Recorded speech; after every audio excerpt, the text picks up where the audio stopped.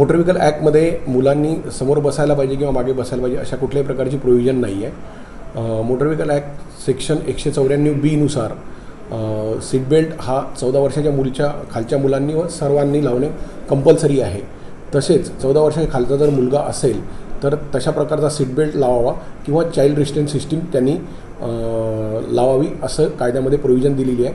जर त्या गोष्टीचे पालन नाही केल्यास त्याला कायद्यानुसार 1000 रुपये दंडाची सुद्धा कायद्यामध्ये प्रोव्हिजन केलेली आहे. सर, तो मुलाला जर सीट बेल्ट लागत नसेल तर काय पर्याय?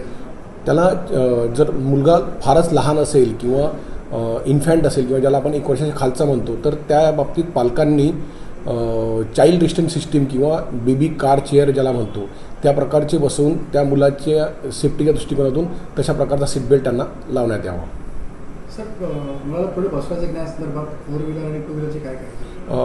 2 व्हीलरमध्ये स्ट्रिक्टली सांगितलेलं आहे की जर लहान मुलगा जर असेल तर त्याला फ्रंट सीटला म्हणजे समोर न बसवता बॅक मागे बसवावे. मागे बसवताना सुद्धा त्याच्यात त्याला बेल्टच्या साह्याने किंवा एखाद्या सीटच्या साह्याने बांधून आणि त्याचं पूर्ण सिक्युअर करूनच बसावे. 2 व्हीलरमध्ये समोर बसवण्याची पूर्णपणे कायद्याने बंधन आहे.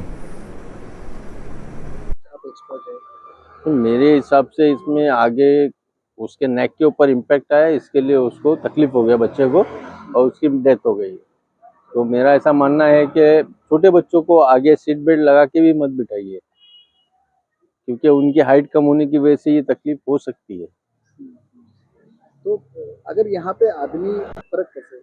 आदमी के हाइट के हिसाब से उसके सामने इम्पैक्ट आता है. बच्चे की हाइट कम होने की वजह से उसका इम्पैक्ट नीचे आया होगा, शायद इसकी वजह से तकलीफ हो. क्या कहेंगे सर, बच्चों को पीछे के सीट पे सीट बेल्ट लगा के बिठाना चाहिए.